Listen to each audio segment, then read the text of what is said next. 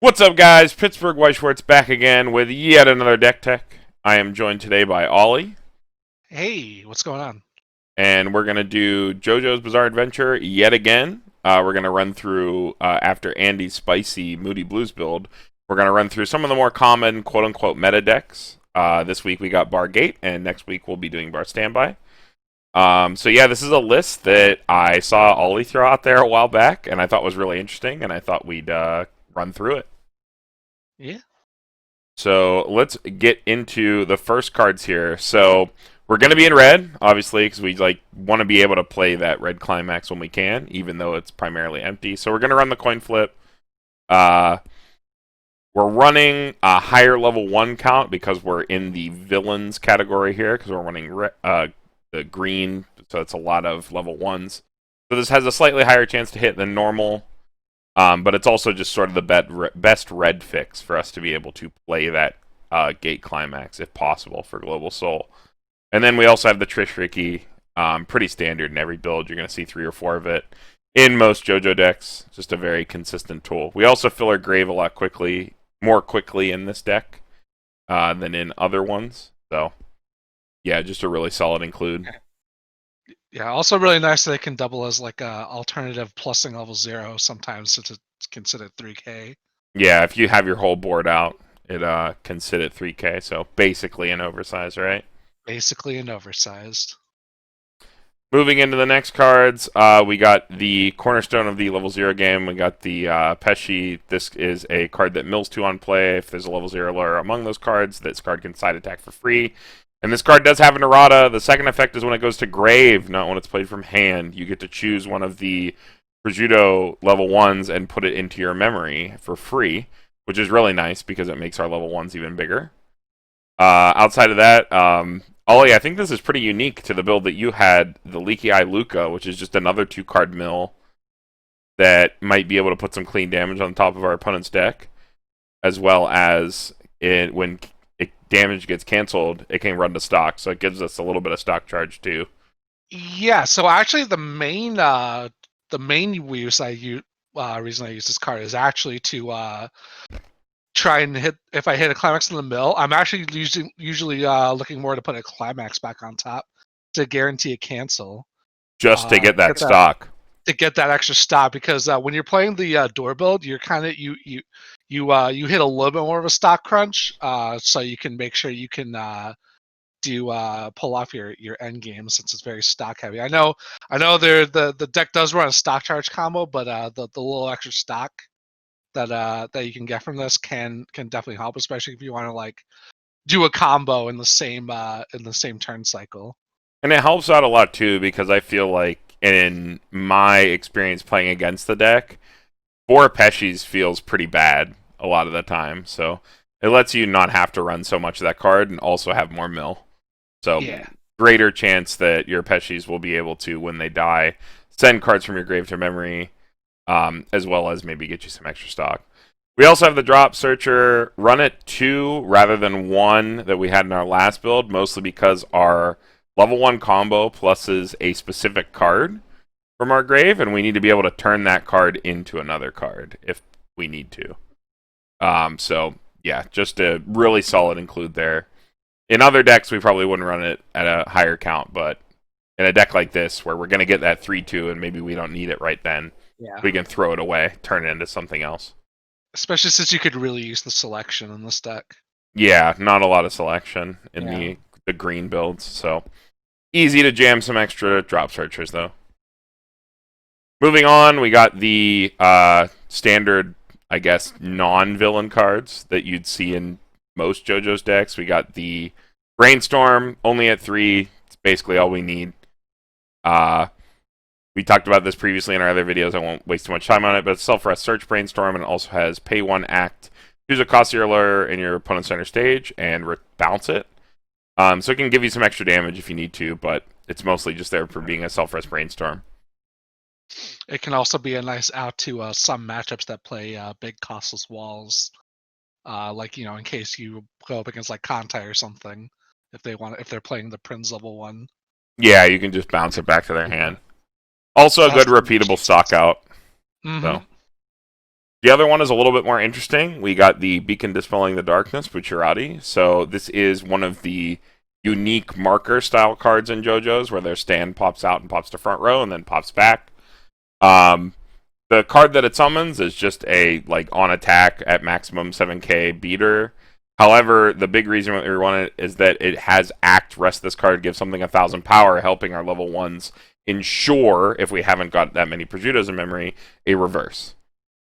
So yeah, very very important other card in our back row. This is our core back row Yeah. in this deck. Yeah, and the card it brings out also helps with that game plan too. The 1-0 that we'll get to later on. It's also really important because we need blue for our level 3 game plan or early play game plan. Since it is blue and there's not a lot of a good fix for it besides this. Yeah, this is like one of the most impactful small blue fixes that you can throw in your deck for the Bucciarati early play that we will talk about later. Yeah. But yeah, moving right into our level ones. Before we talk about our main level 1 combo, I just want to run through these cards very first. This is the Grand Teaching Prosciutto that I spoke of earlier. It gets 2,000 power for every other copy of it that's in memory, so it can either be a vanilla with 1 or greater than that. And when it becomes reverse in battle, as long as you have 2 or less cards in your memory, you get to send this. So if you want to delay your level 1 combo turn and get some extra power, it's an easy card to slam down. And then, like we said earlier, the one who opens the sticky fingers here, on attack, it can possibly be as large as a 7k, but mainly a blue fix. Notable, if this card is markered under the 0, you do not need color identity to bring it to the front row because the Bucciarati is a 0, which is really good since we have a low count of blue, and you can easily bring this card to the front and swing with it, even if you don't have blue in your clock. So yeah, just a 2 solid additional level 1 cards for our deck. Supporting that, next card, we got the combo here. So this is the Grand Teachings Pesci. So this card can't side attack. That's just general demerit. It gets 1,500 power for every prosciutto that you have in memory, and it combos with the bar. It's on reverse. You get to choose the 3-2 finisher that also combos with this same climax. Add it to your hand, as well as stock the top card of your deck. So an on reverse combo that has all the drawbacks that it would normally have in English. However, this card will sit cross turn with a couple prosciuttos at very reasonable numbers for a costless character. So you can basically not only wall out your opponent, but also threaten pluses with a bar combo that you, more often than not, will likely be able to recur. I have the empty gate climax on here just to show that we are running it before we go to our whole deck overview, just to show that that is our empty climax. We are running 4 bars and 4 gates. Yes. But yeah, very solid combo. The costless walling of this level 1 is the main reason a lot of JoJo's decks go to green. However, as we noted in our Moody Blues deck tech from last week, this is sort of a whole package. It does lock you into it. It is a lot of slots. And that's why a lot of these decks that you see are running a lot of these same cards that are in the green villains build. However, this one is splashing more of that blue stuff, so we can get that good Bucciarati combo, which I thought was really interesting. But yep, we can move on. Very simple combo, on reverse, but really good plussing and stock charge on a costless card. Potential good +2. Yeah, provided you can, get that to wall up. Secure the reverse, and get the wall power. You mill a lot at level 0, so the chances that you don't have the card to plus and engrave are very low if you're fielding a lot of the level 0 Pescis and the leaky eye Lucas. Provided you can get those on the field, you should have no problem ensuring that this hits, as well as having prosciuttos in memory when you go to your level 1. Moving on here to level 2. So we talked about this last week. One of the best early play, anti-early play, anti-change profiles in the game. We have pay 1, sack a character on your field on top of the 1 cost of the backup. So it's a pay 2 sack a character and waiting room one of your opponent's characters. Most similar to the ReZero anti-change, however, that does go to bottom deck while this is in waiting room. But the efficiency of this card, the fact that it is also a sack counter, huge payoff for being in green. Although it is a backup, you can run it in anything. But it does help fix for additional green in our deck. And it's a good way to splash into anything. Also, just a very powerful profile because of how efficient it is. Like you can't use it as like a potential money counter because of the way it works.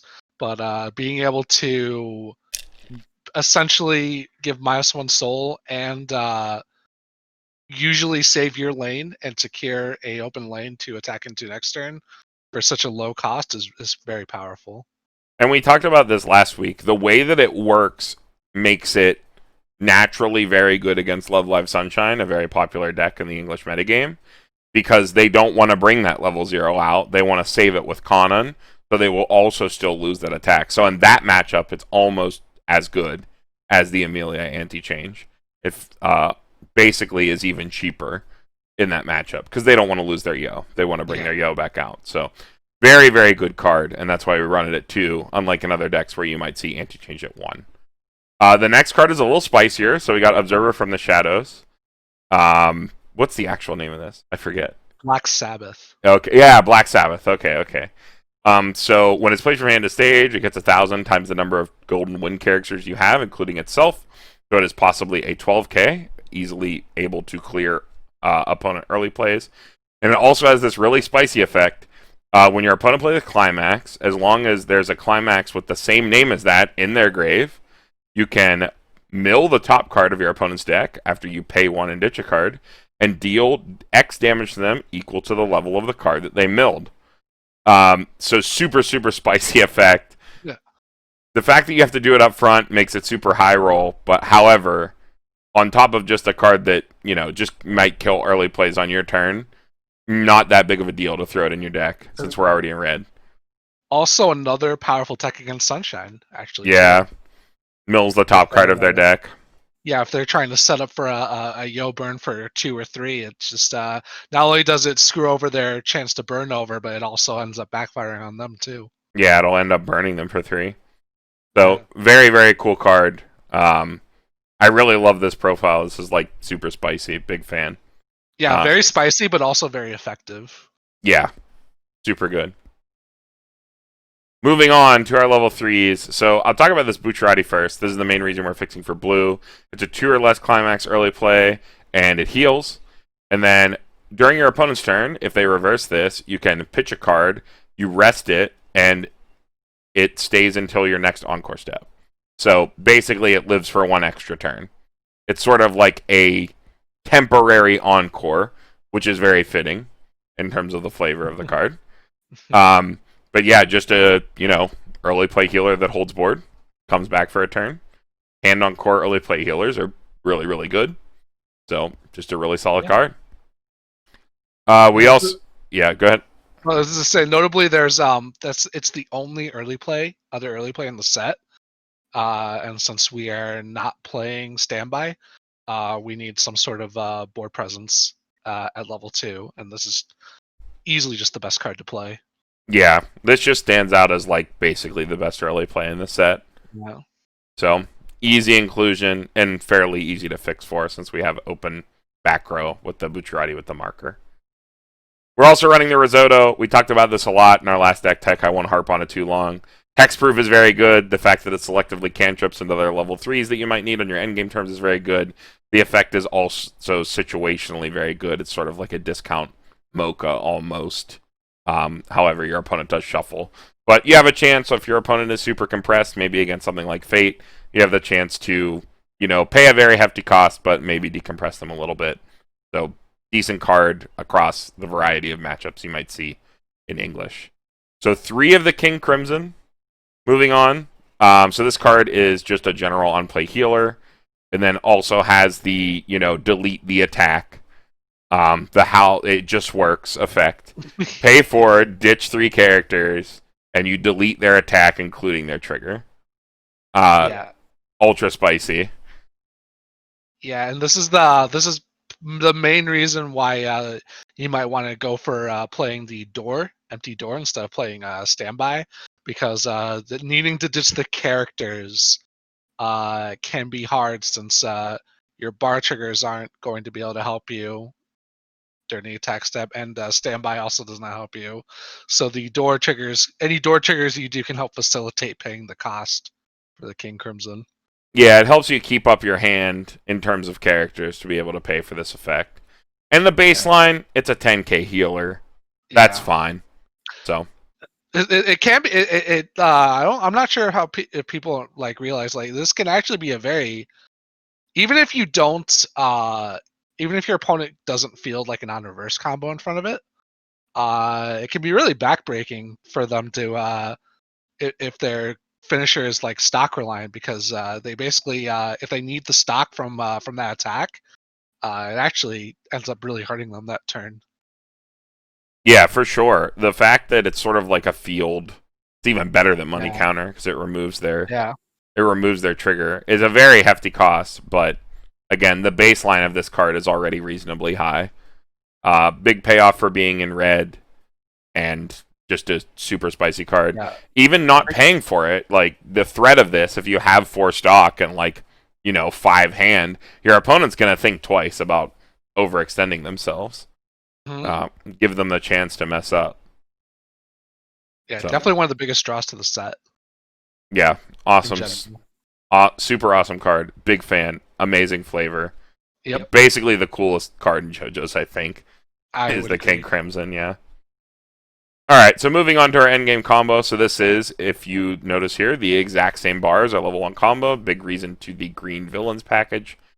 So on play, all characters on your opponent's stage, that's the errata, get minus X power, and X is equal to that character's level. So it doesn't do anything to level zeros, but, slowly nukes your opponent's board for every single one you play for free. And then also has a pay 2, ditch 2 on attack with the bar, deal 4. Choose one of your opponent's characters, and it gets minus 3k. So not only does it remove your opponent's board, but it burns 4, similar to Last Shot Xenon. A little bit more expensive. You're ditching an additional card. However, you are also maybe making this card itself win a lane, or removing your opponent's back row if you got to level 3 first, putting them very far behind. So this is the other big draw to playing green. The fact that you have a very consistent trigger, it's a decent enough finishing combo, and you open Yeah, up a lot of slots in the deck to play something else. yeah, very powerful against standby matchups too, with the minus power that it gives. Because it gives 2 Uh, instances. For every additional yeah. copy you play of this, you are hmm just destroying even more of your opponent's board. Yeah, on top of the extra minus 3k, like especially like against like matchups like Alabuta where they really rely on that bodyguard. This is just a really good out to that. Yeah, you can just slowly nuke everything hmm uh, and remove whatever you want. So yeah, very strong draw to green. This is a big reason you see people play mostly green in most quote-unquote meta JoJo builds. And of course, double combos, just always awesome for deck building. It opens up a lot of space in your list to run more things that you might want. So yeah, looking at the full list, we're starting out the coin flips level 0. We got that whole game plan there. We're going to throw those prosciuttos into memory, get that level 1 combo, use our good anti-change counter, and then finish out with some burns or maybe some spicy King Crimson plays with a couple Bucciaratis thrown in there. Yeah, yeah, definitely a bit of a stally level 3 game besides the level 3 prosciutto. Um, it's you really want to be able to amass the hand stock to maybe even do a prosciutto and have King Crimson on deck for a potential 2-turn kill setup. Yeah, the ability for this deck Yeah. to 2-turn seems very high. Very consistently 2-turn its opponent. Yeah. So very very efficient anti-change profile really helps with that. hmm It's one of the big stars of this deck. So we Yeah. talked about it. Yeah, go ahead. I was saying efficient anti-change profile and efficient early play too. Yeah, very efficient. Being able to get 2 turns of it. So moving on, basic strategy. We talked about this as we went. At level 0, you're going to want to slam those coin flips. Hopefully they hit. If not, like you're just going to play your Trish. Set up for your level 1s by milling with not only your Pesci, but also Leaky Eye Luca to make sure that you have your prosciuttos in memory going to level 1. At level 1, if you're not ready to do your prosciuttos on your first level 1 turn, you might slam some additional prosciuttos, put them into memory so that your Pescis are bigger. And then also get some big power with the Sticky Fingers level 1 to clear those big lanes so that your Pesci gets reversed in the smaller lanes. Moving on to level 2, we're going to play our Bucciarati early play, heal up, threaten our anti-change counter, maybe play the 2/1 Black Sabbath to against Sunshine, maybe completely screw them over, or otherwise just kill our opponent's early plays on their turn. Moving into level 3, we'll play the King Crimson. We'll threaten that or do it, depending on what our opponent does. We might play the Risotto, depending on our opponent's deck state, or if we need to cantrip into our Prosciutto, which we will then use to burn our opponent out and win. And even if we don't kill them, we've probably removed their important back row cards, so they'll have a really hard time answering us. And that's basically the deck. Any additional thoughts, Ollie? No, I think you pretty much covered the basic idea of it. Yeah, like I said, the door triggers really help with facilitating the King Crimson's cost in terms of making sure you're able to pay for it, because sometimes the standby variant just doesn't get you there. Yeah, you'll have more trouble with the hand, whereas the Yeah. standby variant can put the King Crimson out in the front row, but maybe not. It'll definitely have the stock, but probably might not have the hand. Yeah. Yeah, you trade potential explosive King Crimson plays, like maybe possibly even doing double, for more consistent ways of activating King Crimson with this list. And yeah, I really like that. I like that you're just in just enough blue. The fact that the Bucciarati lets you play the sticky fingers without color identity at level 1 is very good, since it pops out as a marker. So you don't have to worry too much about fixing for enough blue to play level 1 blue cards. You can just play a level 1 blue card and field it without having to worry about color identity. Making sure that we also have blue for our Bucciarati as well. Yeah, I really like that the sticky fingers basically turns any dead level 0 that you wouldn't want to play into a pretty decent attacker. Because its baseline is that, it's just marker compressing and giving you an extra 1,000 power every turn. Yeah. And we don't have another back row card, so it just slots right in there. And then, the higher end of that is that with Climax, you have just an 8k beater to clear whatever your opponent might have. So, very, very decent card. So to wrap up, here's all the links we throw at the end of all our videos. We have the relevant Discords.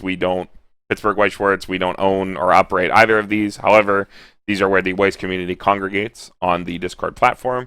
If you're looking for games, whether they be webcam or tabletop simulator, you can look there. If you're looking to buy cards, sell cards, or just talk more about Weiss, you can join the Facebook groups. Those are primarily buy-sell trade groups, as I said. However, the global community does also have spoilers for English and Japanese cards with translations, as well as discussion in those threads. So definitely join those if you are interested in that. Also have the Twitters posted for all of our recurring cast. Ollie, do you have anyone you want to plug? Not at the moment. There might be something in the works though. Ooh. That I might let people know on Discord as such. All right, so make sure you join those Discords to follow the I Love Hentai himself. Other than that, we got our Rush Rundowns. Those come out on Mondays and Wednesdays, as well as our deck techs, just like this, on every Friday. So we got 3 days of guaranteed content every single week on this channel. So make sure you hit us with that subscribe if you're interested in that content. In terms of other things, we have the ReZero Memory Snow set review that Ollie was included on. Slowly coming out. I think there'll be 2 colors up by the time this goes up, and then following this video will be the last one. So those will all be up by the end of the week, so make sure you check those out. Going forward, we're going to have Slime as our next set review, so again, make sure you subscribe if you want to check that out. And with that, I think we're done here. Pittsburgh Weiss Schwartz signing off. We'll see you guys in the next video. See ya.